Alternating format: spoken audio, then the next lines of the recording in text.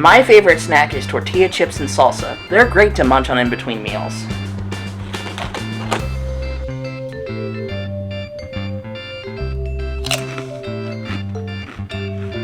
But they don't last long. Usually I go through the bag within a couple of days. I want my chips to last longer. I'll get 2 bags.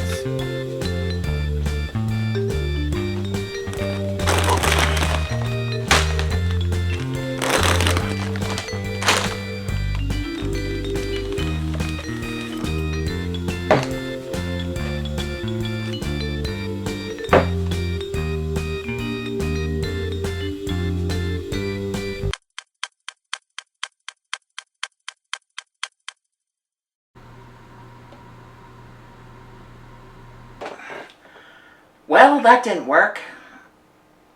I wonder what's on TV.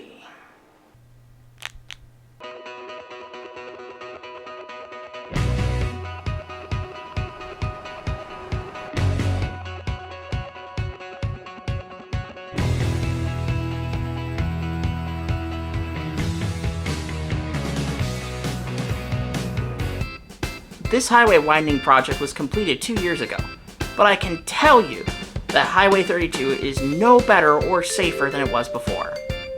Just like how buying more chips doesn't make them last longer, widening a highway doesn't magically fix traffic.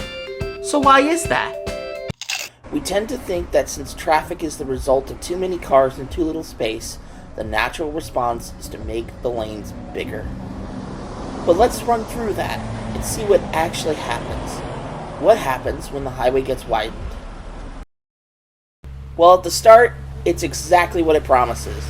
The lane is wider, and people get to their destinations faster. But people then start to take more trips to take advantage of the new infrastructure. People also build homes and shops nearby, which generates more traffic. This continues until you're back where you started. The lanes may have widened, but now the traffic jams are even worse than before because of all the new car traffic. This is a phenomenon called induced demand. It's the reason that even massive highways can never be free of traffic. This is far from the first video to discuss induced demand, but it's so common for people to believe that just one more lane will fix it.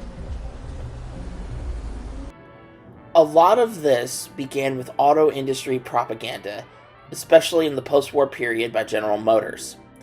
They produced the infamous Give Yourself the Green Light PSA, which advocated for highway expansion.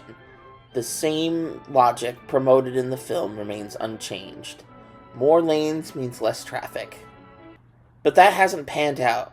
Instead, we've created massive highways that still get backed up with traffic jams on a regular basis. You can't build your way out of a traffic problem. There just isn't physically enough space to be able to do that.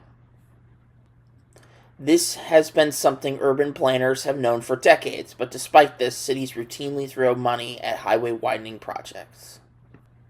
Part of this is because we've gone so far down a path of car-centric development, it's politically difficult to suggest we shouldn't build any more lanes.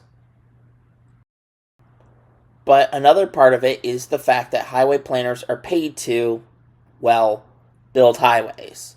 Their paycheck quite literally depends on them not suggesting otherwise.